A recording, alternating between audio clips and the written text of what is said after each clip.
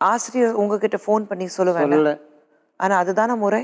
ஒரு நாள் குழந்தை பள்ளிக்கூடத்துக்கு வரலன்னா உடனே அப்பா அம்மா கூப்பிட்டு உங்க பையன் ஏமா வரல கேட்கணும். ஆனா பசங்களை விட்டு அமிச்சுன்னு சொல்றாங்க. அப்படி ஒன்றும் யாரும் பசங்களும் வந்து யாரும் வரல. சொல்லவும் இல்லை. பசங்க இப்படி வந்து சொல்ல முடியும்? அந்த ஸ்கூல் பசங்கிட்ட சொல்லி அமிச்சேன்னு சொல்றாங்க. ஸ்கூல் கேட்டா. பசங்க கிட்ட வந்து பொறுப்பு ஸ்கூல் பசங்களுக்கு மேல வச்சா அப்புறம் எப்படி? அப்புறம் எதுக்கு பள்ளிக்கூடம்? பள்ளிக்கூடத்துல பேரண்ட்ஸ் டீச்சர்ஸ் மீட்டிங் இருக்கும். ஆ.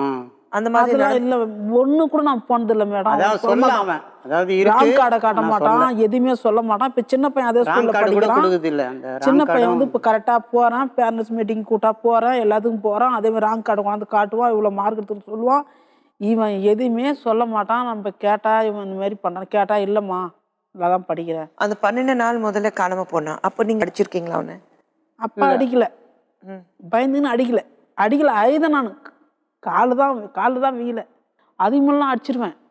சின்ன பிள்ளையா இருக்குல்லாம் சொல்லுவேன், நீ இருக்க பெரிய பையன் ஆகிற, என் கையில் நீ அடி வாங்கக்கூடாது, கரெக்டா நீ நடந்துக்கோ. இல்லம்மா நீங்க அடிக்காம இருப்பீங்க. ஆனா ரவி ஒரு அப்பாங்கிறத ஸ்தானத்துல அவரு அடிக்க மாட்டார் மேடம். நான் அடிக்கவே மாட்டேன். அவங்க தான் கண்டிப்பாங்க சொல்லுவாங்க.